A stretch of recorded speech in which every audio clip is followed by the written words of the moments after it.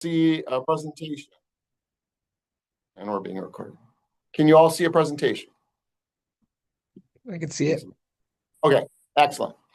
So again, David Acuna, Battalion Chief here in Sacramento headquarters. Very long story on how much CAL FIRE is broken up, but with over 12,500 people employed by CAL FIRE, we're spread all throughout the state and making sure that we protect everyone. I have served in all the ranks from firefighter, battalion chief. That's not incredibly common, but I've been fortunate to do so. And one of the keys is that I fought fires in houses, wildlands, vehicles, as well as being a paramedic. And the reason that's important is CAL FIRE is what we call an all-risk agency, meaning anything that you call 911 for, as long as it's not a police specific issue, the fire department will get called. I also have fire behavior analyst training. So if you've had any bit of a dive into fire ecology, I'm prepared to answer some of those questions. I'm certainly not a doctor or any of that sort of thing, but I can answer the straightforward ones. I currently, as a public information officer, meaning I talk to people from all over the world about what's happening here in California. Particularly this last January, I had an opportunity to talk to folks from all over the place. And at one point, we have other public information officers here. We had 4 public information officers on 4 calls on 4 continents, all at the exact same time. So it was quite the ability to share CAL FIRE's message. I do have a master's degree in fire leadership, but don't be mistaken, that didn't come at very early. In fact, I was not an early adopter to college, only because I wasn't ready yet. And when I found my passion for firefighting, that's when it really stuck. And I do live in Central California, so I drive up to Sacramento, but I also have worked down south, up north, kind of anywhere you can think of. So what does CAL FIRE do? So we respond to wildfires. However, as an all-risk agency, we also respond to medical aids, structure fires, vehicle fires, technical rescues, hazardous materials, and any other non-police matter. Of course, I've got a wildland fire up there with the smoke column being very dramatic, but we do respond to all of that. And the reason that's important is to understand that our wildland firefighters that are out there, they've also got medical training. They have specific rescue training. They also have equipment to respond to structure fires. And squeezing all of that into the limited compartment space of our engines is pretty difficult. And so they find creative ways to do it. And it's just one of many ways that they use creativity every single day of work. So this is this is a screenshot of the CAL FIRE website from this morning. It shows you our current emergency responses, which is all emergency responses, and then the number of wildfires, acres burned. The 31 fatalities are exclusively from the fires in January, and most of those structures destroyed were also from January. So our website, the one that you see here, is fire.ca.gov. It's great because it has all the information not only on every one of those red flames with the red with yellow is a fire over 10 acres that we're tracking. All the little dots in there that are just red flames by themselves are those fires that are less than 10 acres. And then if you see very at the top, the red shading, red pinkish shading, that's a red flag warning that's active right now. So what's the mission of CAL FIRE? Of course, we respond to emergencies, but we serve and safeguard people first and foremost. People matter the most. Second, we protect property. And third, we protect natural resources, because last time I checked, every one of us needs to breathe air. Every one of us needs to drink some water. Every one of us needs to be able to get out and use lands appropriately. So it's very important. With over 12,500 employees, we are growing. Our goal is to have 14,500 employees by 2027. So why am I here? Why am I talking to a group of future climate champions? I'll tell you, when I was in high school, I was not nearly as smart as you all. So that's why I try to be around much smarter people than me. But it's important because we have to understand, how do we define climate change? We've talked a lot about it. You've heard about it. You've heard different perspectives about it, depending on who's talking for the federal agencies. I can only speak for the state of California, who does recognize that there is a climate change. So what are these two graphics that you see? What do they look like? So on the top, you see the average monthly precipitation. I don't know if you can see the dates, but it's from 71 to 2000. And, and I'm only using Los Angeles County because it's instructive for the rest of the presentation. This is representative of the entire Southern California area. So we're not referring just to Los Angeles County, but that's where the graph came from. Anyways, so as you can see, we're getting 3 to 4 inches of rain in the first 3 months of the year. And then April, we get a little bit, and then just kind of sprinkled in throughout the rest of the year until we hit November, December, when we come back to 1 to 2 inches of rain. However, in 2024, as you look at the bottom graph, you can see that we were just squeaking out a little bit of rain. And realistically, that rain didn't necessarily hit the ground or stick. And so we were in what was called a flash drought. And a flash drought, as opposed to, and I'm not sure what all you all have learned so far, but a drought is a long period with inadequate rain. It dries out the land, dries out the fuels or flowers, but turn into fuels. And so we were in a flash drought, meaning it was a relatively short duration, but it was in fact very severe. So that's what the lines mean. But all of you are from Sacramento. What does this mean? Why do I care if I don't live in Los Angeles or the Southern California area? This is a picture of the Carrizo Plains. It's outside of San Luis Obispo in Kern County. Absolutely beautiful. Most years, this year we had not very much, but most years it comes with these amazing, anybody know what that flower is? Anyone? Daffodils? Close. California poppy. And why is California poppy important? Anybody know? Is it because it's like a native species? Well, native species, which is very, very important, but it's also the state flower. So it's this is really cool. If it would have been so cool if somebody said, I want to be a California poppy if I were a plant or animal, but that's okay. Looking at the poppies, these are beautiful, absolutely gorgeous. They grow from the natural rain that comes down, and there's just vast fields of these poppies from about 2 weeks. They come out, they're in multiple colors, absolutely gorgeous. But then they turn to that. So shortly after they bloom, they die. And what's happened is over the last several years, particularly the last 10 years, we've had several years where we've had more rainfall than usual. That's had a dual effect. So on the one hand, it's brought us out of drought, really good. But it's also made it so we have more fuel. And so the way we define fuel is like the poppies or grass or any of the light brush. It grows, and then when it dries out, it dies. And then the next season, it grows and dies. And next grows and dies. And you end up with this stacking effect. Has anybody ever seen a haystack? Yes? No? Maybe so? Yes? Okay, good. So with a haystack, it is a lot of fuel compacted in a very small space. Same thing here. We have all this fuel that's grown over the last decade primarily and has grown up, and it's every year, and now it's ready to burn. And so any little fire that starts is going to be much easier for it to begin to move quickly, particularly if there's wind.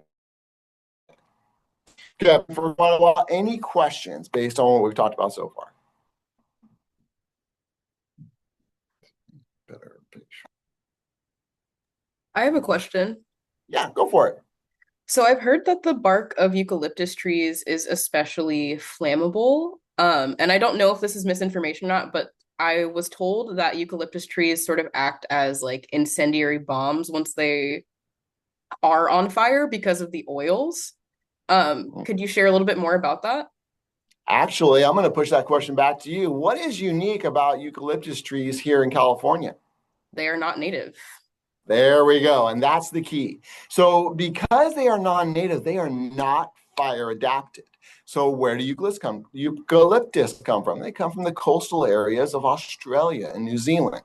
And so, while absolutely beautiful, and I certainly I'm not trying to knock that down, they come from an area that has a lot of water, that is constantly inundated, that is constantly able to feed them. And what is probably the worst part about having eucalyptus is they did not bring any cute koalas, which I'm really upset about. I love koalas. I think they would be amazing. I don't know. They're probably like raccoons that would eat everything. But having said that, they are also koalas. What do they eat? They eat the bark. So that bark gets peeled off. They eat it, turn into koala waste, I guess. But the point being that it is stripped off over time by these animals. So that is what the eucalyptus is designed to do. However, it doesn't happen here in California. There's no koalas eating the bark. It is much less rain and precipitation for the eucalyptus. And so what ends up happening is it becomes very dry. They dry on the outside, dry on the inside. And so nevertheless, they are still producing oils, protective oils, which are great for the eucalyptus in their home environment. But here, all it does is it makes it much more likely that if it begins to burn, because the bark that's dry is right next to the cambium, or the middle of the tree, that is full of oils, and they do indeed burn very, very vigorously when given the opportunity. Great question. Thank you. Anyone else? All righty, moving forward. This is the problem with the grass. So when we have grasses, they're stacked on top of each other like a haystack, and I liken those haystacks to be all over California. California is just ready to burn like one giant haystack. And so when given the opportunity, based on a significant amount of wind, as you can see in this picture, it's going to burn, and it's going to burn very, very hot. And so that's the problem, is that with climate change, we have all of these additional grasses, which we call fuels, and it begins to catch fire, and grasses burn very quickly. Very similar to if you've ever been around a fireplace, if you take a log and you throw it in there, nothing's going to happen. It's not going to burn. But if you throw a bunch of newspaper and kindling, burn that, and then put the log on top, it burns quite efficiently. And so this is the same principle. The grasses begin to burn very quickly, catch the trees on fire, and then homes, which is a whole separate element, but that does spread fire as well. So when we're talking about wildfire, sorry, my screen's blocking a view of you all. How does CAL FIRE fight these wildfires that we're talking about starting from the grasses? Well, we have to learn just a little bit about fire behavior. So fire behavior in the wildland setting is based on 3 issues: fuels, weather, and topography. So fuels being the grasses, brush that are on the ground that begin to burn as quickly as they're ignited. Weather, referring to what direction is the wind going? Is there precipitation recently? What's the humidity like? And topography, what's the shape of the land? Is it flat or does it have an angle? So as you can see in this picture, we have the wind coming from the left side of the screen to the right side of the screen, which is pushing the flames. If you look, those flames are actually literally laying over, preheating that. I don't know if you can see. Can you see my cursor? You may not be able to. Okay, preheating the grass, the brush, and the trees, so that as the wind pushes through that, it is just going to spread that fire faster. Alternatively, if the wind were coming from the top down, if it's strong enough, it'll also push it that way. It really is mostly fire spread is defined by how much wind there is. So here's an example. On this is a fire that happened in July of this year. Play this. It's from our Alert California partnership with UC San Diego. And eventually, as it scans the area, it looks and it finds a fire. And when it finds a fire, it shows you that the wind, and let's pause that for just a moment. The wind is blowing from the right side of your screen to the left side of the screen. And as you see, the fire is burning very vigorously based on that wind. As you can see, there's a lot of grasses in this area. It's just grasses up on the hill. There's a bunch of brush. That's all there. And if we were to have been able to pan higher, there's trees up here. So this fire is very vigorously moving exactly the way we would expect it to. One of the great things, though, is our partnership with Alert California, UC San Diego, is we learned about this so quickly that we got there. And as you can see, the firefighters are already extinguishing it. Of course, this is a time lapse, meaning that it goes much faster. But just for the sake of it, let's try that again. So it pans every 2 minutes in a 360 to look and see what might be going on. Where is this happening? And as soon as it notices it, it tags it and sends an email to the local emergency command center saying, hey, there's a fire. You all need to go. And if you can see, it's kind of tough, but there you'll see little fire engines zip up those roads because they head over there right away. And so that is the life of a wildland fire. CAL FIRE's goal is to keep 95% of wildfires to 10 acres or less. This particular fire was 1.27 acres. So it was contained well within what our tolerance is. And we protected all of the homes. Let's see, there it is. All of the homes, this valley, these hills, and everything that's above it. Based on that, any questions? Why does it get emailed instead of like a phone call or like something like that? So great point. And one thing I didn't happen to mention was that when I tell you that it's rotating every 2 minutes, it's rotating every 2 minutes, 24/7, 365 days a year. How does it do that? It uses AI. And so because it's using AI to look for detections of new smoke and new fire, it only has the ability to send an email. And the nice thing is that not only does it send an email, but the formatting of the email actually comes out. It's sent to the emergency command center, which it knows based on the location of that camera. It sends an email and it has a little red rectangle around where it thinks the fire is. And this is key because AI doesn't make decisions for us. It helps us make decisions, is that we then look at the fire on the camera and then see a person has to look at it and say, yes, this is in fact a new fire. I'm going to start a response. And if the fire gets bigger and bigger, then what you'll find is that people will be able to say, oh, this is getting larger than we expected. Let me add to that response. And so it allows us to respond in a more efficient way using the intelligence that we have. Great question. Anyone else? I had a question. Sure. Do you guys have someone who's constantly monitoring these emails, and how fast do you guys like get to the fire?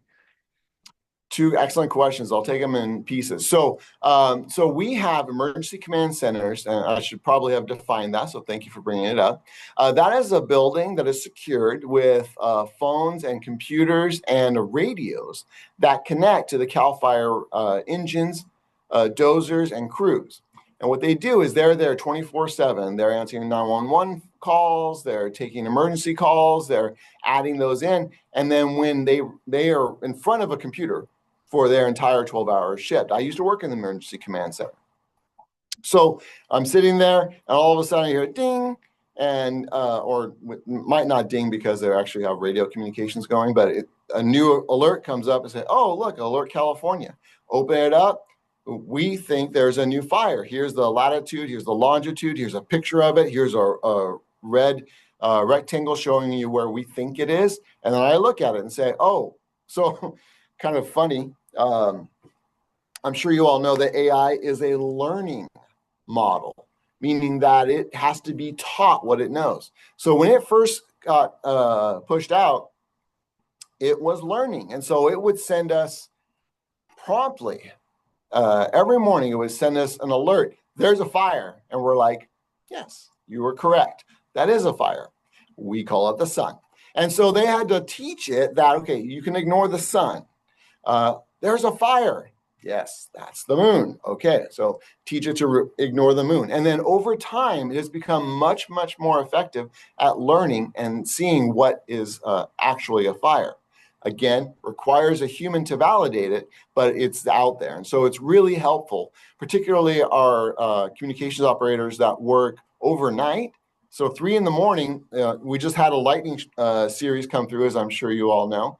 So at 3 a.m, if in our LAS and MODOC unit, there's a fire on state land, the Alert California camera will say, hey, I think this is a new fire. Person will look at it and be like, yep, that's a new fire, and start resources at it. Great question. Anybody else? So when exactly was this program created? The AI detection?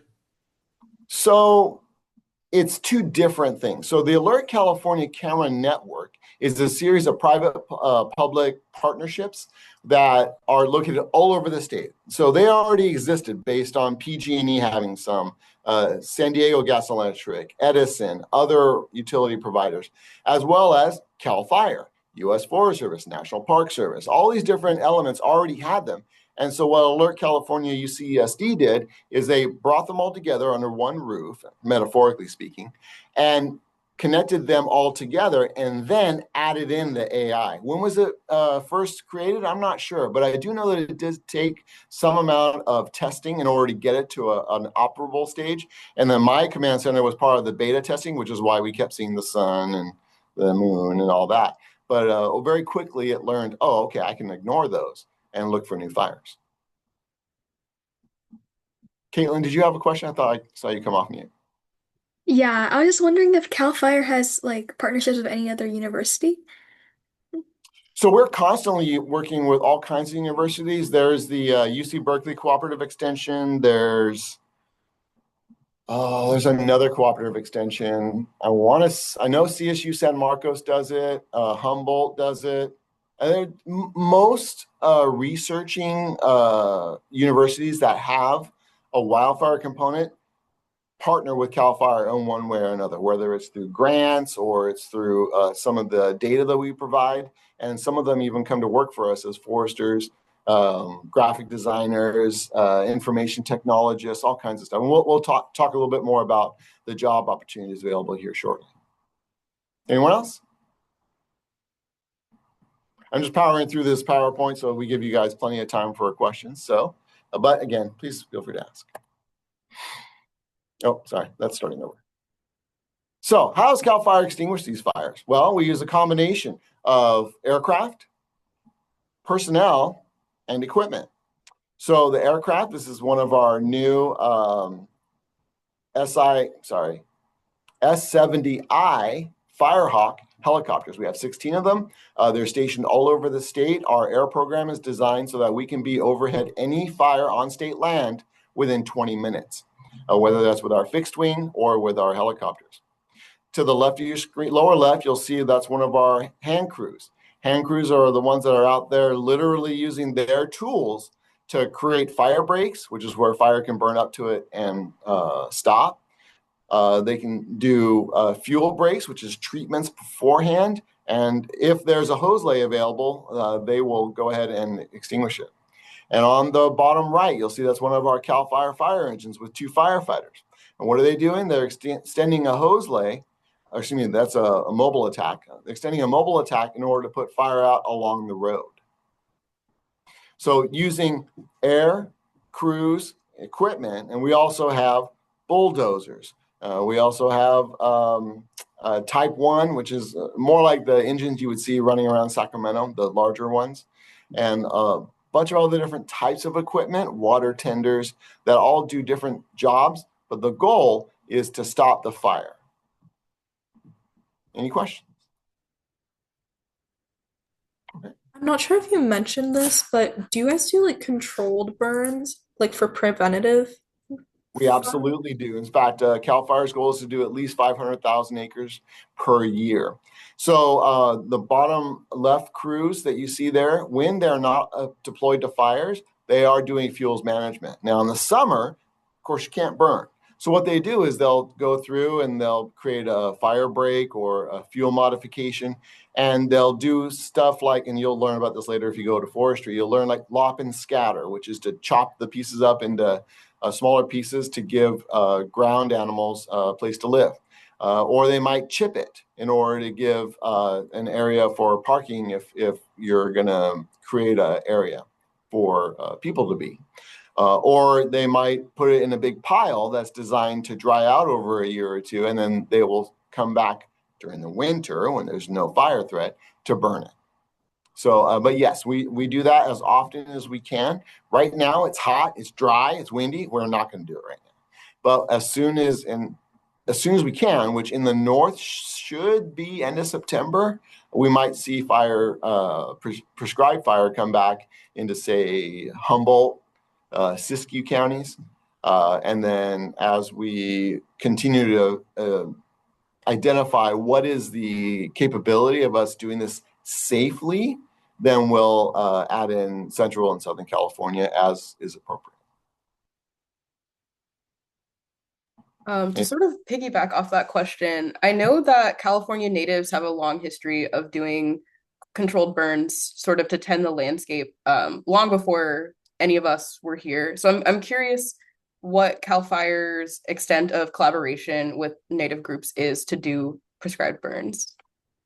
Sure. So with the understanding that indigenous peoples are their own land ownership, particularly if they're federally recognized. I say that to mean that we don't tell them what to do. They are permitted to act as their own nation.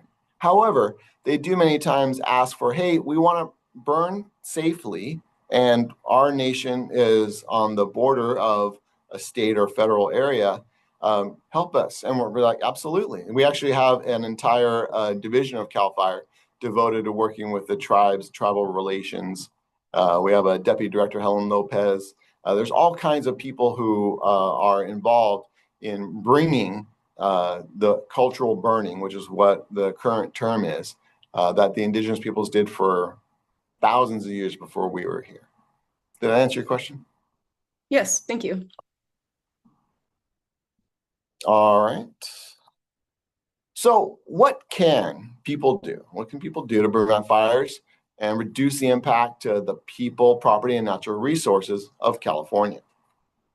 Well, the first thing, and one of the most important things, is defensible space. I will admit, right now, end of August, this is not the time to be doing defensible space in terms of, we don't want somebody out there mowing their lawn when it's a red flag warning, the wind is blowing at 40 miles an hour, and the lawnmower strikes a rock, starting a fire. That's not going to work.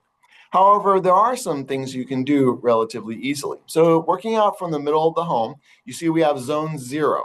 Zone 0 is the first 5 feet from around the home. And this is stuff that's low or no cost to the homeowner, like moving away the plastic trash cans from the side of the house, like not having a wood pile right up against the house, ensuring that plastic furniture, patio furniture, is moved well away from the home so that if it did in fact catch, lightning went out.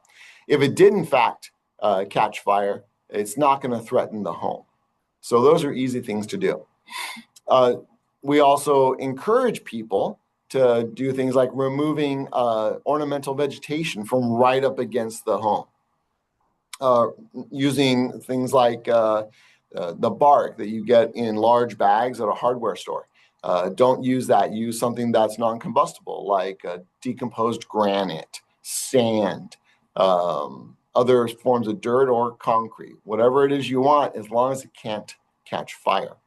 Zone 1 is the 5 to 30 feet. So in this area, you're going to want to remove all vegetation unless you have like a well-watered grass. If you have a pond, something that you want to reduce the fuel as much as possible.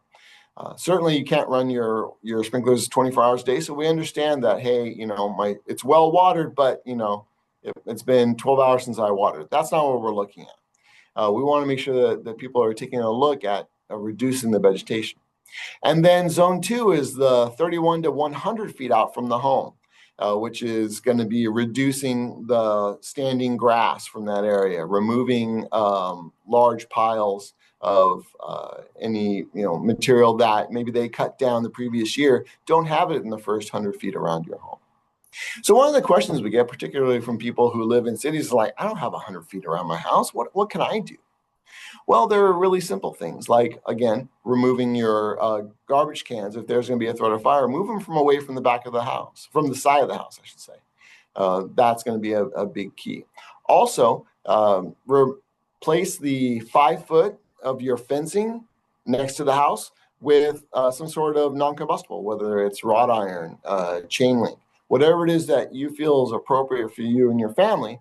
But being able to say, hey, we've got some space. And then also, if you notice on there, there's no trees overhanging the roof.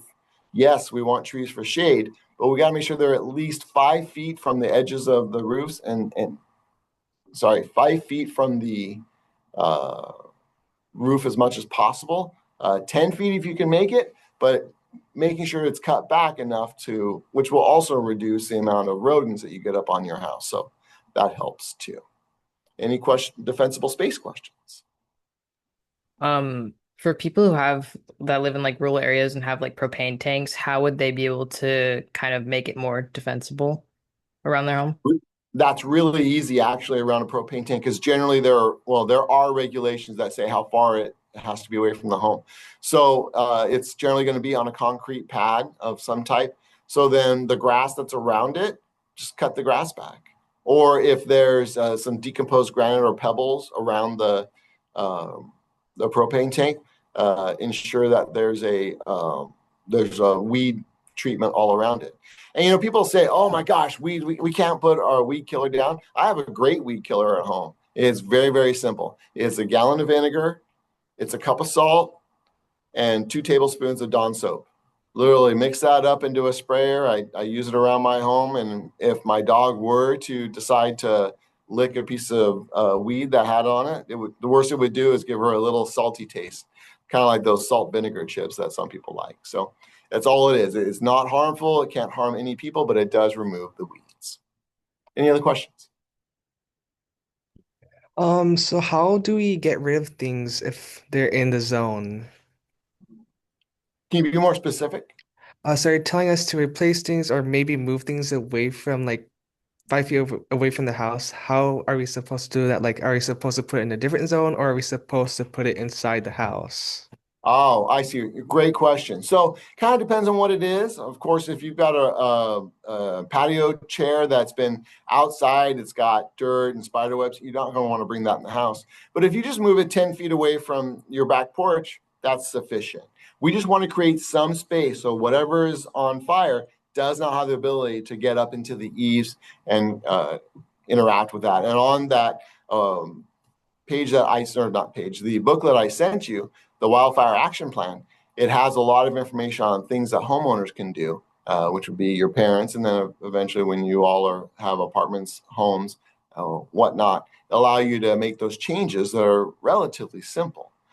Sure, it's expensive to replace the entire roof, but if you're able to cover the ember screen of your soffit underneath the attic with 1/8 inch wire, which costs maybe a couple bucks, do that all around your house, it'd be a big difference in stopping those embers from getting inside. Okay. So then we also have hardening the home. Similar to what I was just saying, that's preparing the home, include protecting it from direct flames. So you look at a house that has wood siding, but the wood's kind of older, it's really dry, maybe there's been termites in it, so it's got all these little holes in it. Replacing that with something that's non-combustible, that's able to resist those flames from brush or nearby homes, is really going to help. California hasn't allowed wood shake roofs for many, many years, but they still exist because some people haven't replaced their roofs in 40 years. And so those are things that people need to make sure they're doing. Radiant heat from objects on fire. So one of the most common is a vehicle. If a vehicle is in your driveway and it's on fire, having a non-combustible garage, having a non-combustible area underneath your roof is really helpful to resist that flame. And then flying embers. Flying embers can be a real challenge because they will travel more than a mile to be able to, which will then unfortunately catch things on fire. Adiva, am I saying that correctly?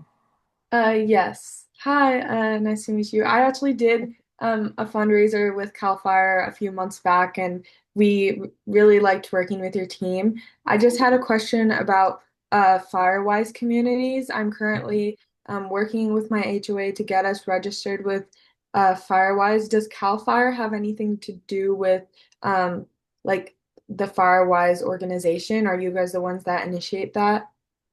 Okay, well, I wasn't going to talk about this, but it's a really, really good question. So there's three, excuse me, three general things we talk about. So there's resource conservation districts, there's fire safe councils, and fire wise communities. So a resource conservation district is the kind of thing that might come to your high school and say, hey, do you all have time to volunteer to help us pick up around a hillside? You know, they're pretty loosely organized, but they are intended to be able to help. Maybe it's fuels projects, maybe it's just cleaning up, just depends. Fire safe councils are a bunch of homeowners who are just kind of loosely aligned, but do have access to funding and grants and such, saying, hey, we are trying to improve the safety of all of our homes so that the whole neighborhood is safer. So that fire safe council makes that difference. A fire wise community is actually a specific program through the National Fire Protection Association. And what they do is they go through and they organize and say, okay, well, you have to meet this criteria. And in this area, you're able to qualify as a Firewise community. So there's more than 1,300 Firewise communities in the state of California, authorized by Firewise USA. And so each one of those meets criteria to be able to do that. So yes, it's absolutely that. HOAs are great places to start because it's already a community, you're already connected, and then you're able to assess as a group what it is you want to do. Great question. Thank you for answering that. I just had one more question. Yep.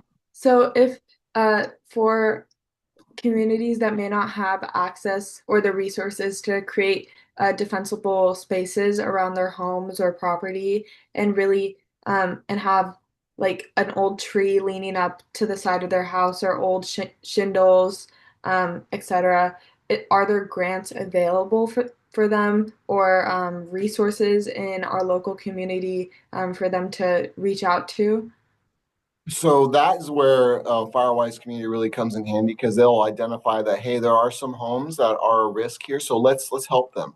But on a fire safe council side, they certainly can do the same thing and say, hey, we have 28 homes that would really use something very expensive, a new roof, new fence, new gate, whatever.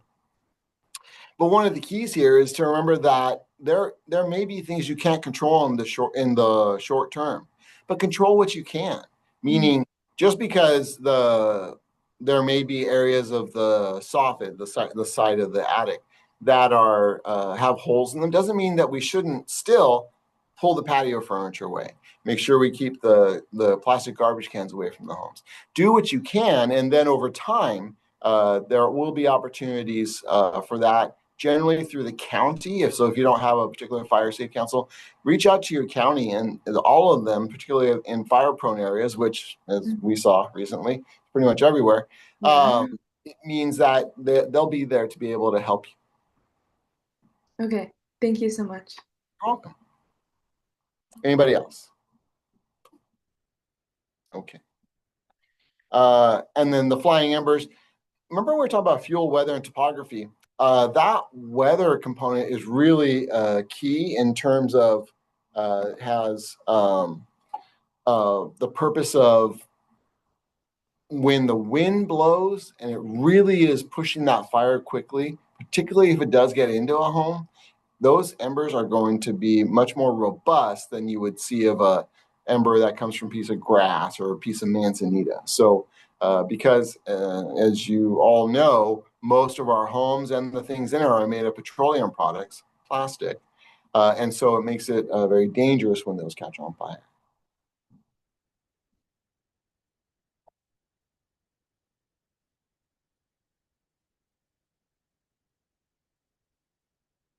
Can you see the other screen?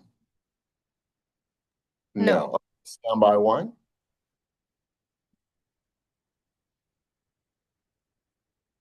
I'm going to switch screens here. now.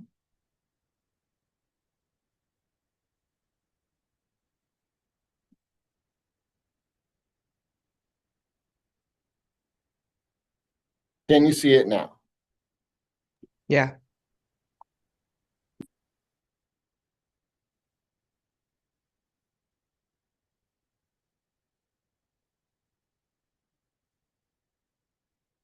I don't think there's audio playing though. It's not like having any sound.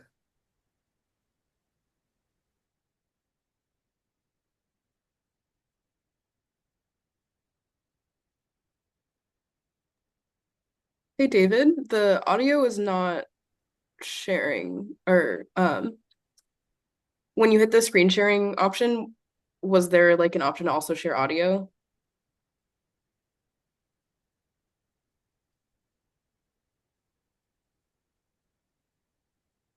I'm sorry, was somebody talking there? Yes, the audio was not playing. Ah, darn it.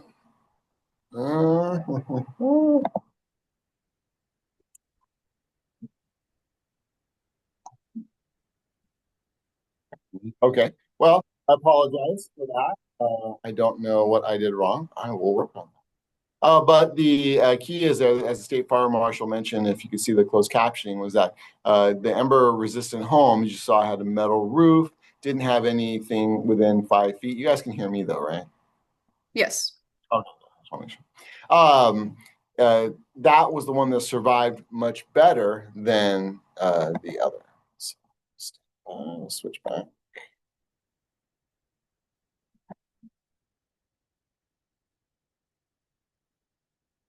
All right. All right. So, based on it, any questions? We do have a question in the chat. Oh, go for it. Is CAL FIRE exploring other alternatives to help with fire detection in addition to using camera-based technology and AI, such as Pyre? And they linked this website. Oh, let me look at the website. Stand by. I don't know anything about Pyre. So, Luana, give me one moment. I'll answer your question. I don't know anything about Pyre. Our partnership is with Alert California. However, we are developing a new partnership with Earth Fire Alliance to create satellites or to implement satellites. And we're one of 8 early adopters across the world that are beta testing this right now. So their first satellites in the air, the testing is underway. They're hoping by either next year or the year after, they'll have 3 satellites in the air, which will allow them to be able to operationally begin work and show everybody what is going on. They're probably not going to be for detection, but they will likely be for monitoring what's happening in the fire, what was contained, what occurred during the fire, and perhaps even more importantly, what happened after fire. What did CAL FIRE use before AI? Phones. Literally, it was just people calling in 911. And this is one of the challenges in the foothills. I don't know if anybody lives out there. Pretty much people don't get out after 10 p.m. So if fire started, whether due to lightning or some other reason, 2 in the morning, and it's a quarter of an acre, well, it burns 3 in the morning, 4, 5, 6. So finally, somebody's driving around at 7, 8 in the morning. Now it's 50 acres, and the firefighters have to try to deal with that. Now, with the Alert California AI platform, what it does is it allows us to catch it while it is that quarter acre size, contain it to 3 acres. By 6 in the morning, everybody's going back to their station to go get cleaned up and get ready for the next call. I hope that answered the question. Stand by one moment.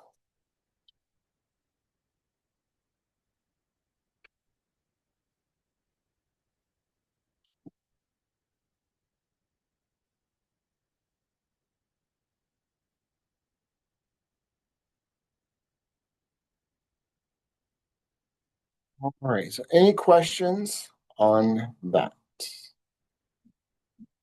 Okay.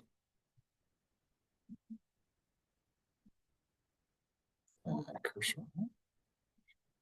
So one of the keys, and this is addressed on the wildfire action plans that you have, is preparing to evacuate. What do you need to know? Well, 2 routes out. That's one of the most important keys, because if you don't have 2 routes out of a area, then it's really difficult if that one route, which has happened unfortunately in fires, particularly in the last 10 years, if that's blocked by fire, if there's no other way out, that's extremely dangerous.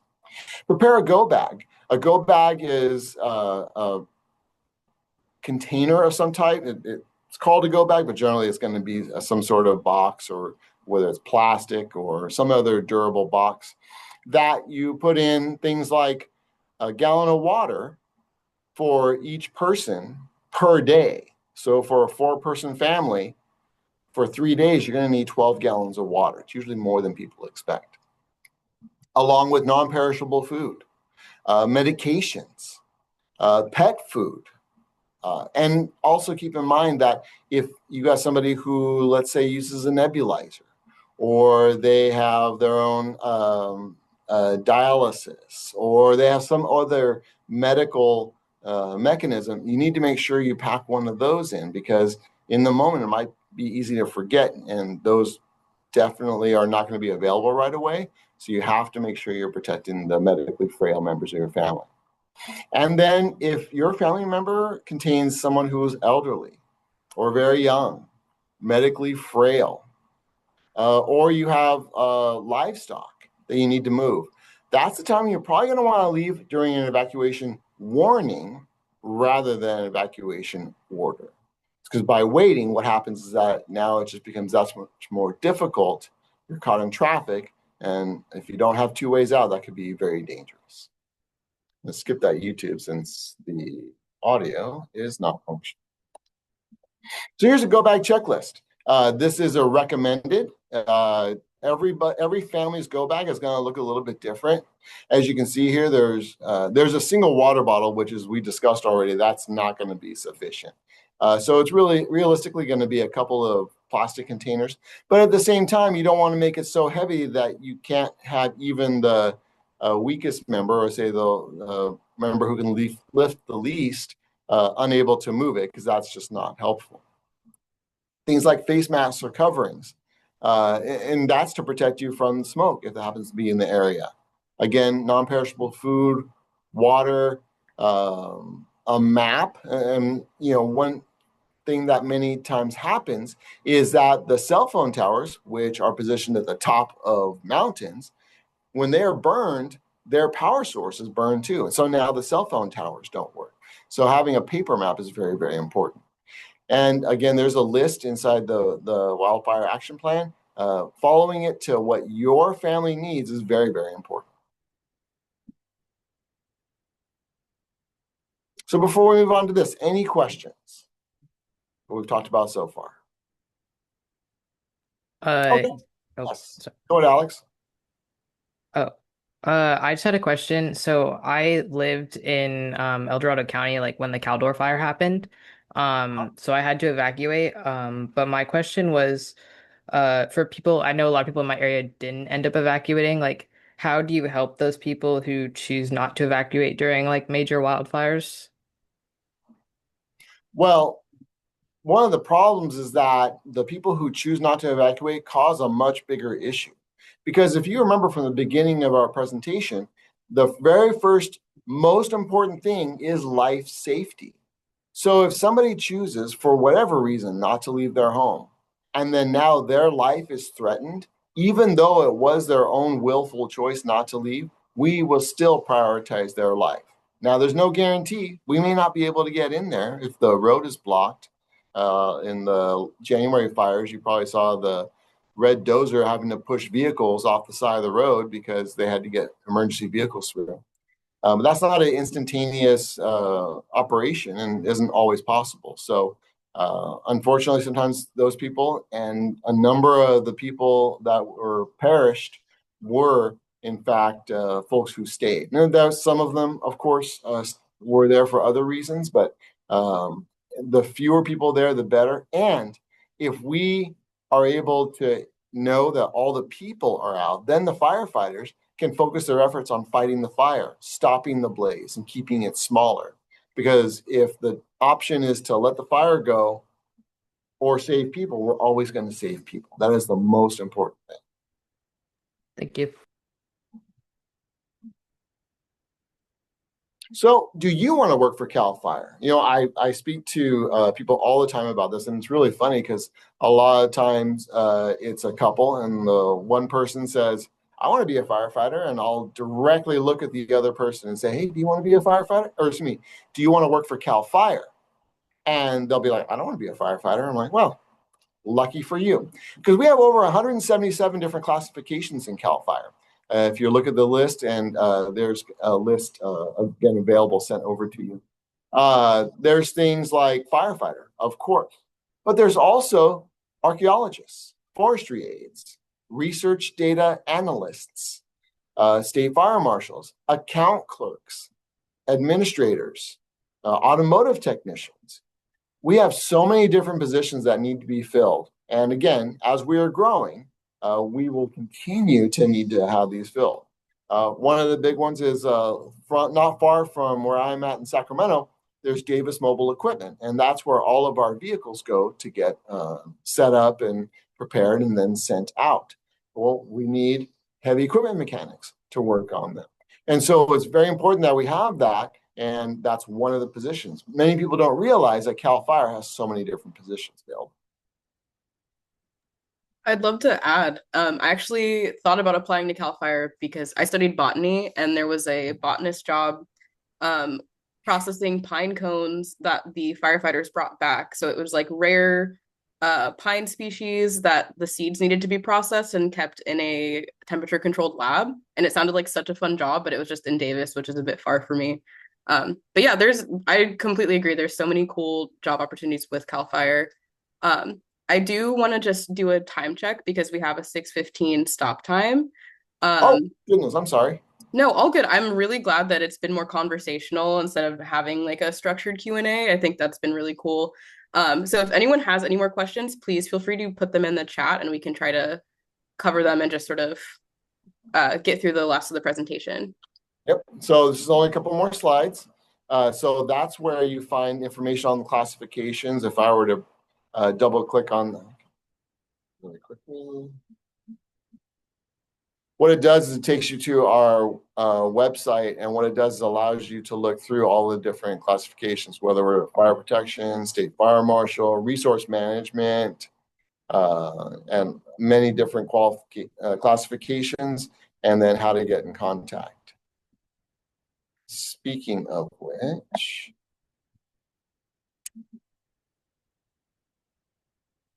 there we are. That is the end of the program, but I appreciate Alice keeping us on time. So fire.ca.gov is where you'll find information on fire incidents. Readyforwildfire.org is where you'll find information on preparing, evacuation, defensible space, home hardening, go bags. And then joincalfire.com is where you go if you are interested at all in getting a job with CAL FIRE. That's my email. Feel free to reach out if you have any questions. In the meantime, any questions from the group? Apologize for taking more time. I had a question. Go for it. What is like the most common way that wildfires start in California? So we do know that 95% of all wildfires are started by humans. And that doesn't necessarily mean intentional, but it means that something that humans have done, whether it's driving a vehicle down the road with chains dragging, some sort of electrical wiring, they were grinding on a fence post at 2 PM in dry grass. Something that people did starts fires 95% of the time. Anyone else?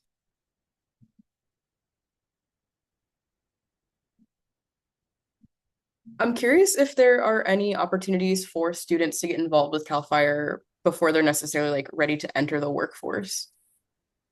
So we actually do have student assistant positions. You do have to be out of high school or over 18, but that information is also available at joincalfire.com. So once somebody say is a senior, and we're going to continue to support that, probably expand that program. So as folks get to the point of being 18 and or in college, certainly something to look forward to. And what we really want to leave you with is the idea that we need your generation to come up, because you understand technology much better than I did. When I was growing up, we literally had a rotary phone. Now, pretty much all knowledge, 95% of all knowledge is on that device. And so that's an amazing thing that I don't really know how to work with, clearly. But it is something that we really want to be able to continue to leverage the young folks as you are. Any last questions for David? I just want to add on.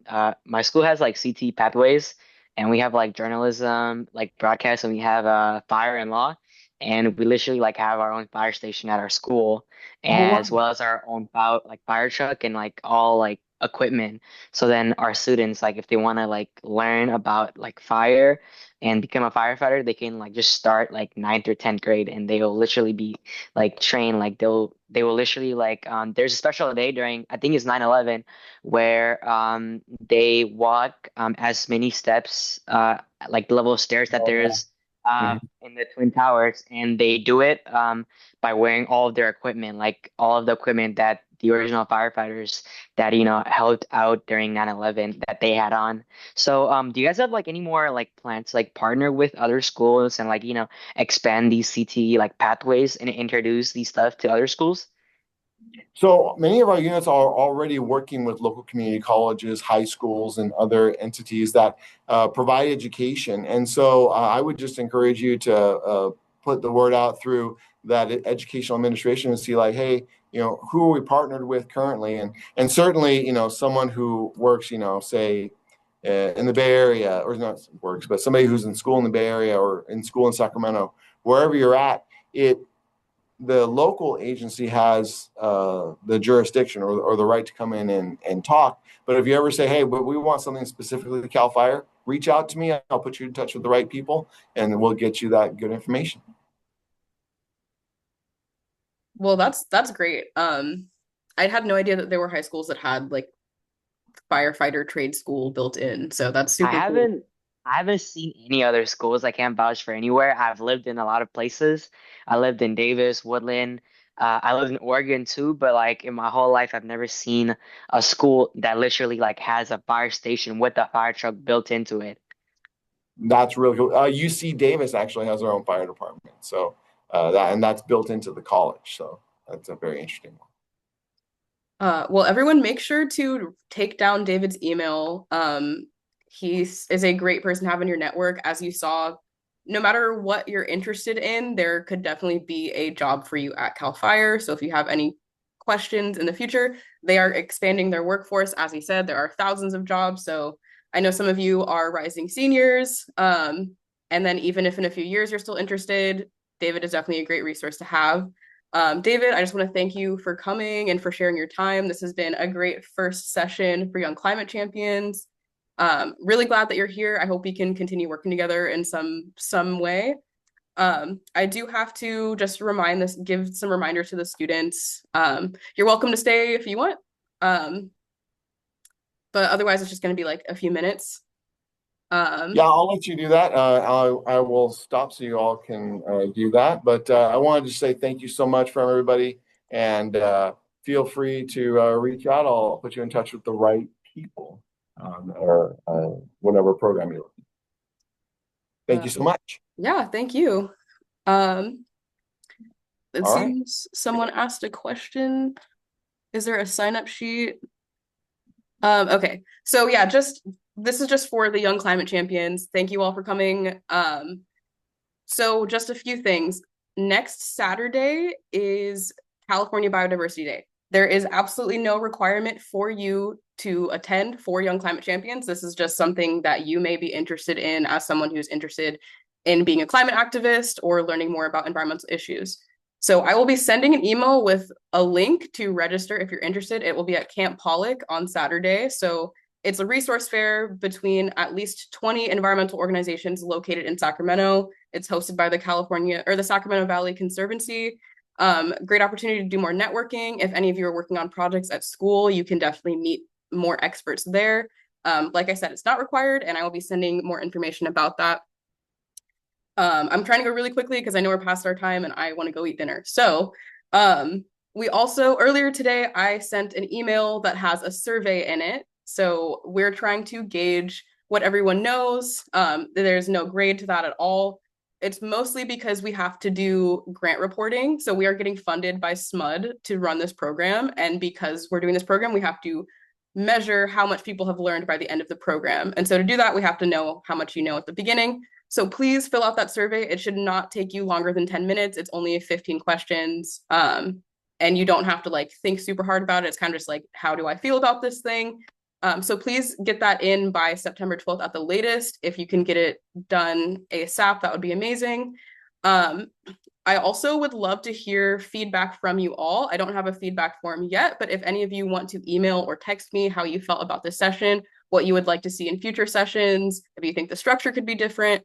Like I said, this is our first time doing this, and we want to make this as beneficial for you all as possible. So if you have any feedback, please share it with me. If we had more time, I would actually just be asking you to share right now, but I want to make sure to honor everybody's time. So with that, I'm going to call the session. Our next session is on September 24th from 5 p.m. to 6:15 p.m. You will be receiving email reminders and a calendar invite. And other than that, thank you for coming, and I will see you next month.